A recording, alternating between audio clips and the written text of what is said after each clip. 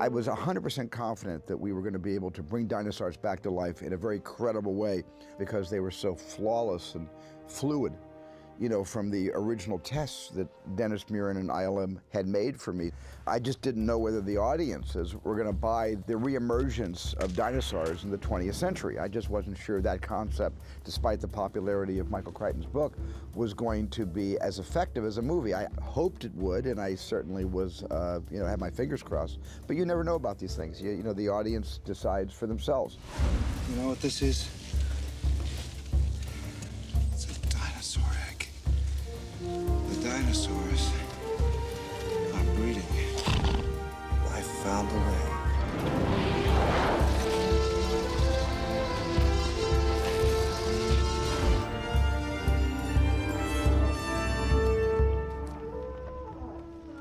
The scary thing about Jurassic Park is we weren't seeing these shots finished until we were well finished with shooting the movie. So it wasn't a matter of being able to say, gee, that could be better. Let's go back to Hawaii and redo this shot. We had to rely on the fact that it was going to work. Every time we worked on a shot, it was better than what we'd done before, literally the day before. So we were learning as we were going along. And we didn't know how close we could get on these. Like I said, we started out as a stampede with a lot of animals in the distance, then we got to being able to, let's try a full Brachiosaurus. As we started to see the very first images, the first one was the giant brachiosaur eating the leaves off of the tree, the very first images that, in fact, our characters see too. This thing doesn't live in a swamp. This thing's got, what, a 25, 27-foot neck? Brachiosaurus 30. And we worked on it a lot to get everything in place, to get the animal there, to get it rigged and textured to look like it was an actual solid thing. And then we did all the comping. It was digitally composited, so there were no matte lines or anything. And it was pretty shocking. We looked at that and said, oh, my goodness. That is amazing, and that's what, you know, we're here for. And I think one of my satisfactions about Jurassic Park is we'd use this computer technology in the service of storytelling. They're moving in herds. They do move in herds. And we were all as surprised as anybody we could do it. If you'd asked us that like 4 months ago, could we do it? It seemed like probably not. Something's going to go wrong, but we did it. And then from then on, it was doing it for the rest of the shots in the show over the next 5 months or so. While I was in principal photography on Schindler's List in Krakow, Poland, probably 4 times a week I was having big satellite teleconferences with the effects folks at ILM, and I was having to approve and make adjustments in all the effect shots. They could hear me, I could hear them, we couldn't see each other, but I had the images in real time right in front of me, and I could make all my value judgments that way. But for me, honestly, personally, if I had the choice, I would not have chosen to bifurcate my attention between Schindler's List and Jurassic Park, because that in itself was a very bipolar experience for me, to be shooting the story of the Holocaust and at the same time getting these effects of dinosaurs from an entirely different kind of a motion picture genre to look believable to audiences.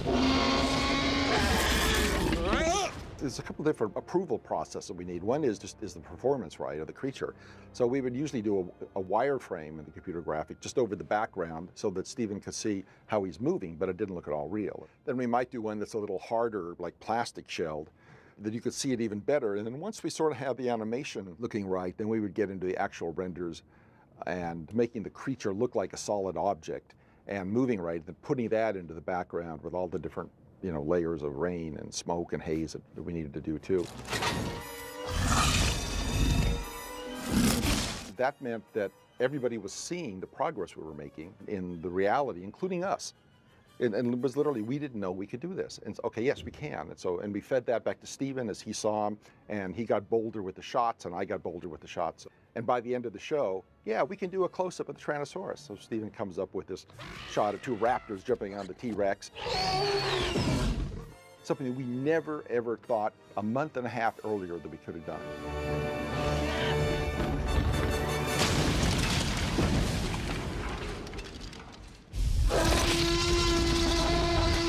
I was very, very interested and determined to have Jurassic Park not only have digital dinosaurs, but have the first digital soundtrack.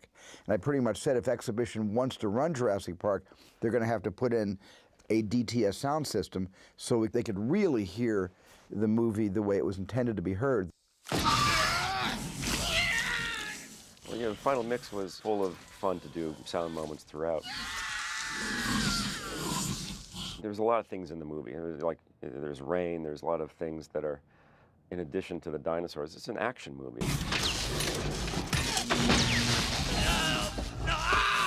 It takes place in an exotic locale, so great ambiances and birds and vehicles.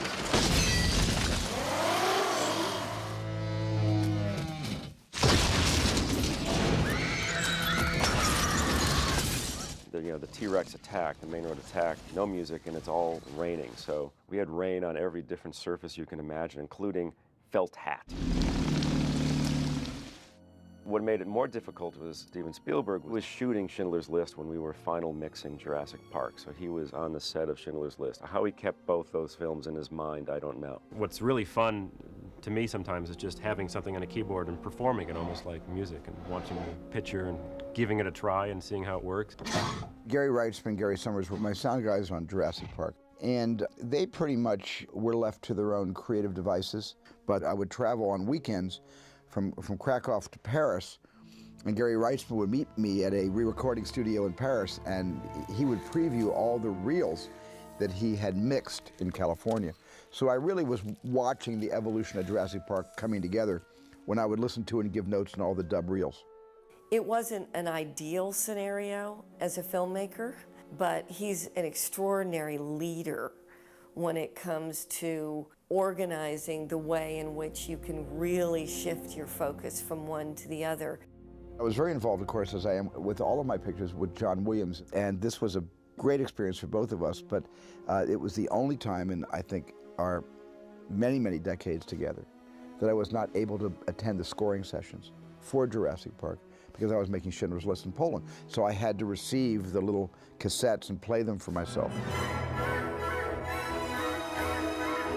What I recall about the introduction of the music associated with the animals is the first time the humans see them, a woman and a man, I think, and we have a long shot of this creature, which is actually very beautiful.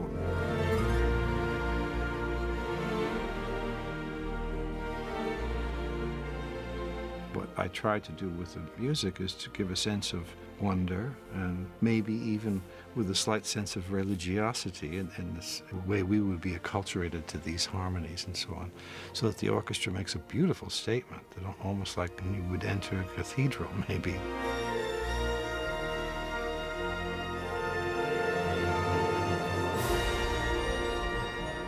So that was certainly clear in Steven's interpretation of that thing, and I certainly remember that particular musical moment as being one that was an opportunity to do just that, to give a sense that these animals were magnificent.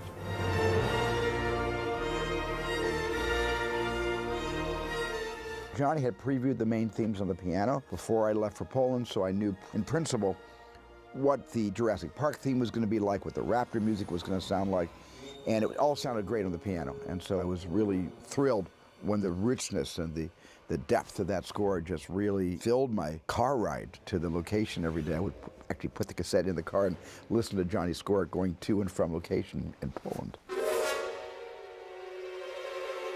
I remember particularly the kitchen scene, which is one of the most terrifying scenes I think I've ever seen in a film.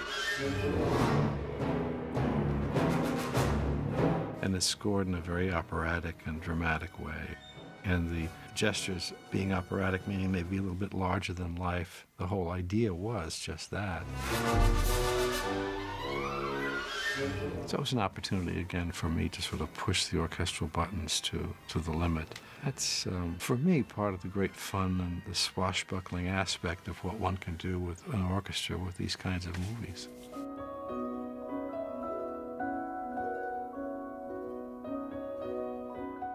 Just to listen to it and be like, well, this is unbelievable. This really is just like a beautiful piece of music, with or without the movie attached. But then when you see it with the movie and the way, you know, that it enhances moments like by like tenfold, you know, just suddenly it's a whole new level of magic.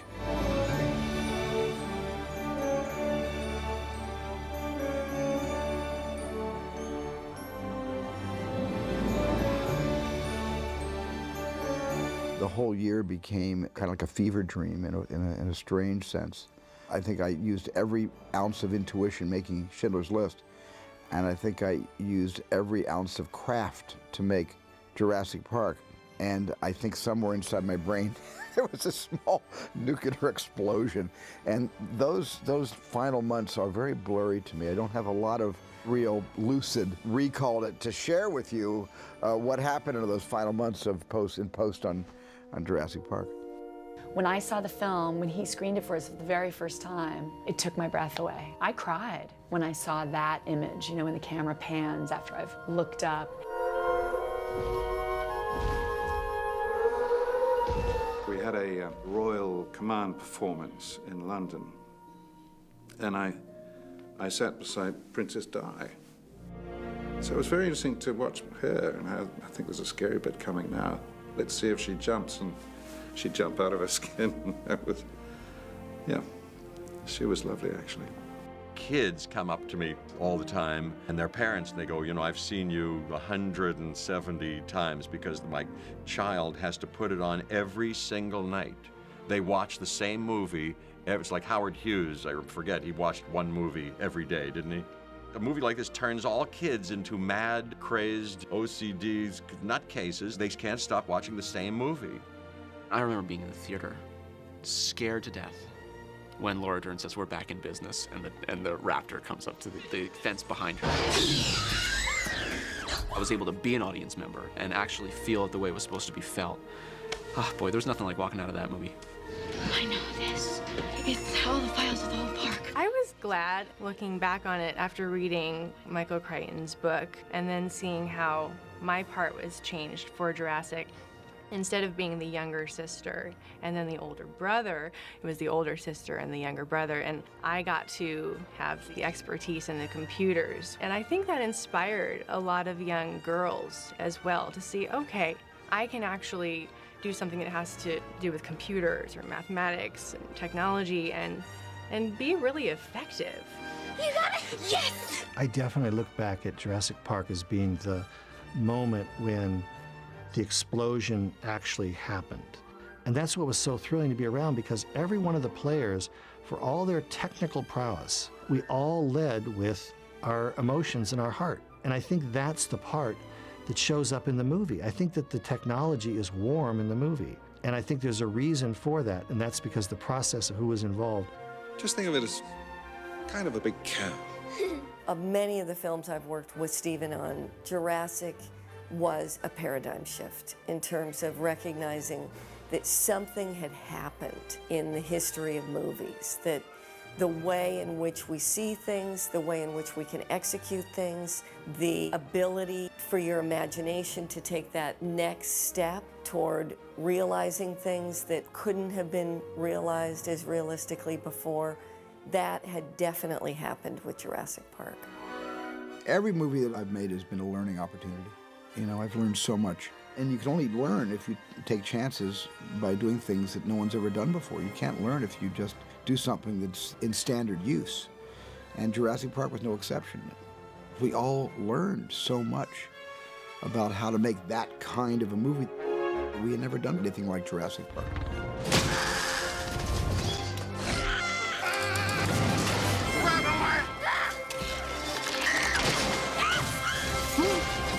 My favorite dinosaur has always been the Triceratops. 3 horns are better than 1. Think they'll have that on the tour?